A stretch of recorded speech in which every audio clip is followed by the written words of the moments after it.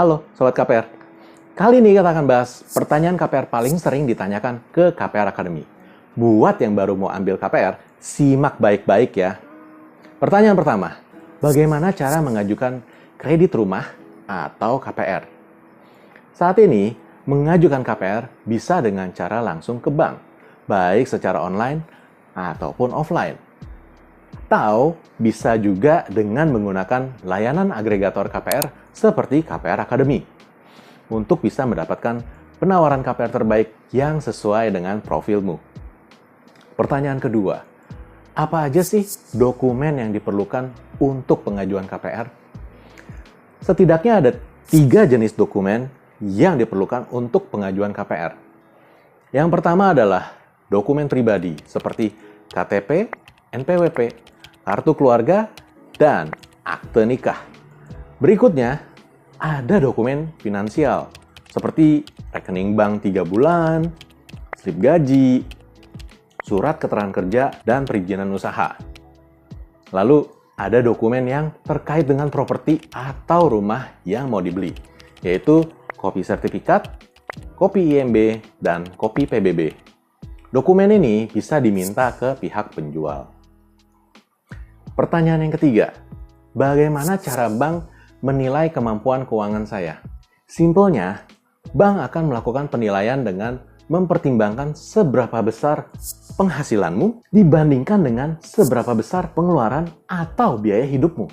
Selisihnya bisa dipergunakan untuk membayar cicilan KPR per bulan. Jadi, kalau biaya hidupmu kecil, kemungkinan untuk mendapatkan KPR dari bank akan jadi lebih besar. Tapi ingat ya, biaya hidup menurut pengakuanmu tidak langsung dipercaya begitu saja oleh pihak bank. Analis bank memiliki metodenya sendiri dalam mempertimbangkan berapa besar biaya hidupmu sebenarnya. Pertanyaan keempat, berapa besar porsi cicilan KPR dari penghasilan bulanan saya yang masih bisa disetujui oleh bank? Rumusan umumnya adalah cicilan KPR itu maksimal 1/3 dari penghasilan bulanan kita. Tapi untuk kondisi saat ini sudah dimungkinkan untuk mencicil lebih dari 1/3 penghasilan kita. Bahkan bisa sampai 50% atau lebih besar lagi dalam beberapa kasus. Tapi hal ini khusus berlaku buat mereka yang penghasilannya sudah besar. Setidaknya sudah 20 juta atau 30 juta ke atas. Ini dimungkinkan di beberapa bank tertentu. Jadi ini bukan kebijakan yang berlaku umum ya. Tergantung banknya. Nah, kalau kamu sudah hitung-hitung dan merasa butuh untuk bisa cicil KPR sampai 50% dari gaji kamu dan tingkat penghasilanmu sudah memenuhi kriteria tadi, baiknya kamu ajukan KPR melalui website kpracademy.com supaya bisa kami bantu lebih lanjut ya. Pertanyaan kelima, bagaimana tips agar pengajuan KPR saya bisa disetujui? Sepertinya ini rahasia yang diinginkan oleh semua calon pejuang KPR nih. Ada 3 poin jawaban untuk pertanyaan ini. Poin yang pertama, sepanjang riwayat pinjaman kamu aman, bayar selalu tepat waktu, dan pemakaian juga dalam batas wajar, maka harusnya aman. Nggak ada riwayat pinjaman sama sekali, juga belum tentu dinilai bagus. Karena kalau kondisimu dinilai kurang wajar, atau tidak seperti kondisi pada umumnya, bisa jadi analis kredit malah meragukan kredibilitasmu. Poin yang kedua, soal sisi kemampuan bayar. Ini sudah kita bahas di pertanyaan ketiga. Rasanya cukup jelas ya di sana. Nah, poin yang ketiga, soal rumah atau properti yang nantinya akan dijadikan jaminan bank. Ini harus yang marketable ya. Jadi kalau kondisi propertinya agak meragukan, misal dekat kuburan, dekat sutet, bisa saja jadi penyebab bank menolak permohonan kreditmu. Kalau kamu suka sama informasi yang dibagikan di video ini, bantu share ke teman-teman ya, supaya lebih banyak orang yang dapat informasi penting ini. Oke, kita lanjut ke pertanyaan ke-6. Slick checking saya buruk katanya nggak akan bisa dapat KPR ya? Well, buruknya ini perlu dilihat dulu ya, seberapa buruk. Dan apakah buruknya itu saat ini sudah dibereskan alias dilunasi. Kalau belum dibereskan, ya mau sampai kapanpun kamu nggak akan bisa dapat pinjaman apapun dari lembaga pembiayaan. Mau itu bank, multifinance, ataupun pinjol, pasti nggak ada yang mau kasih pinjam lagi. Karena selain buruk, ternyata kamu juga tidak menyelesaikan apa yang menjadi kewajiban kamu. Kalau sudah kamu beresin atau lunasi, maka dalam waktu 1 atau 2 tahun, kamu sudah memiliki kemungkinan untuk bisa dapat pinjaman. Tapi, jangan berharap sama top banks yang biasa kasih bunga murah.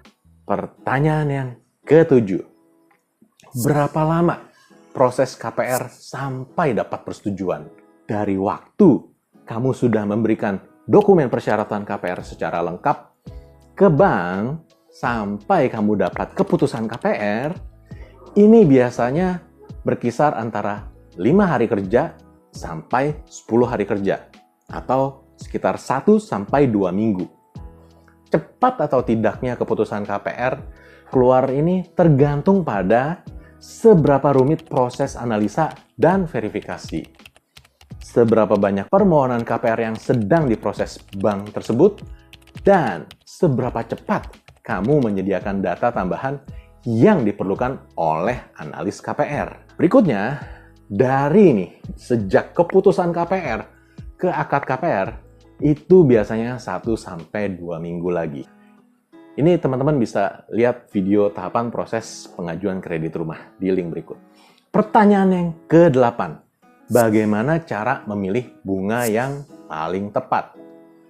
Pasti banyak yang berpikir kalau untuk pilih bunga bank, paling gampang pilih bunganya yang paling kecil. Itu biasanya jawaban orang awam yang pemahaman KPR-nya hanya tipis-tipis. Padahal yang penting dipertimbangkan adalah bagaimana rencana keuangan jangka panjangmu. Jadi, misal nih, kalau memilih ambil bunga fix 3 tahun, atau bunga fix 5 tahun, atau bunga fix yang berjenjang selama 10 tahun, pertimbangannya adalah kira-kira kapan kamu bakal melakukan pelunasan dipercepat. Apakah dalam waktu 3 tahun, 5 tahun, atau lebih panjang lagi? Kalau kamu belum ada bayangan kapan bisa melakukan pelunasan dipercepat, baik itu sebagian atau seluruhnya, maka kamu bisa pertimbangkan ambil bunga fix berjenjang selama 10 tahun ya. Oh iya, baiknya hindari menggunakan bunga fix 1 atau 2 tahun. Karena kamu bakal ketemu sama bunga floating cepet banget. Dan angsuran kamu kemungkinan besar bakal naik lebih gede dari yang kamu bayangkan sebelumnya. Hanya pilih bunga fix tersebut kalau kamu ada rencana menjual atau melunasi KPR dengan cepat. Selain urusan bunga fix, perhatiin juga soal biaya penalti pelunasan dipercepat. Karena belum lama ini, ada sobat KPR yang baru aja kejebak sama satu bank yang mengenakan penalti pelunasan dipercepat di angka 10%. Ini gila banget. Jadi, kalau suatu waktu kamu lakukan pelunasan dipercepat, kamu harus bayar biaya tambahan 10% dari nominal yang mau kamu lunasi.